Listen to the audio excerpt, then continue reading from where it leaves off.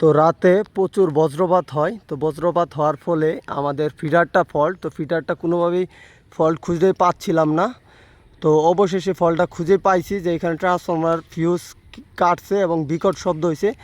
তো এসে দেখি যে ট্রান্সফর্মার ফিউজ কেটে গেছে। তো আমি খুঁটিতে উঠলাম, উঠে কোনো ত্রুটি পাইলাম না, কিন্তু ট্রান্সফর্মারটা এত পরিমাণ হিট হয়েছে যা কিনা বলাই বাহুন্য।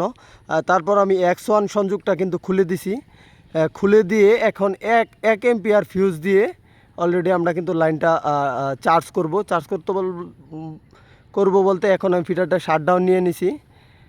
এখন ফিউজটা লাগানোর পরে আমরা ফিডারটা ট্রায়াল নিব। এখন কিন্তু 1 এম্পিয়ার ফিউজ লাগানো হচ্ছে, তো নেকেড ফিউজ এবং এত রোদ যা কিনা ফোল্ডিংয়ে আসলে একটু লাগাতে একটু সময় লাগতেছে। তো দেখেন কথা বলতে বলতে কিন্তু কাজ অলরেডি হয়ে গেছে। দেখেন কত সুন্দরভাবে দক্ষতার সহিত আমার শ্রদ্ধাভাজন বড় ভাই মাখন ভাই কিন্তু ফিউজটা লাগানো কমপ্লিট করেছে। ওকে, ঠিক আছে মাখন ভাই। তো আমরা এখন নিরাপদ দূরত্ব বজায় রেখে আমরা ফিডারটা চালু করব। সবাই দোয়া করবেন যাতে ট্রান্সফর্মারটা ভালো থাকে, না হলে যে কাদা এখানে ট্রান্সফর্মারটা পরিবর্তন করতে আমাদের খুবই কষ্ট হয়ে যাবে।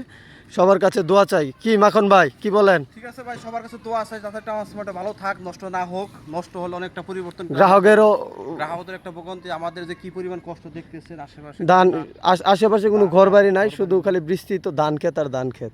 ডিসপ্লে চালু করে দিই কি হয়। তো এই যে আমরা কিন্তু ওই যে এখন কিন্তু ট্রান্সফর্মারটি চার্জ নেওয়া হচ্ছে। আল্লাহ তুমি ট্রান্সফর্মারটা চালু রাখো। বন্ধ কর দেখুন। বাবা রে বাবা, দেখছেন 1 এম্পিয়ার ফিউজ চালু করে দিতে কোন ফিউজ কেটে গেছে, চালু করে দিতে কোন ফিউজ কেটে গেছে, সেকশন কাটছে কিনা সর্বনাশ। দেখেন যারাই ভিডিওটা দেখবেন সবাই শেয়ার করে দিবেন।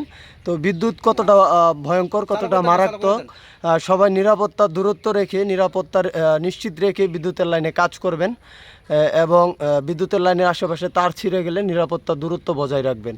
সকলকে ধন্যবাদ।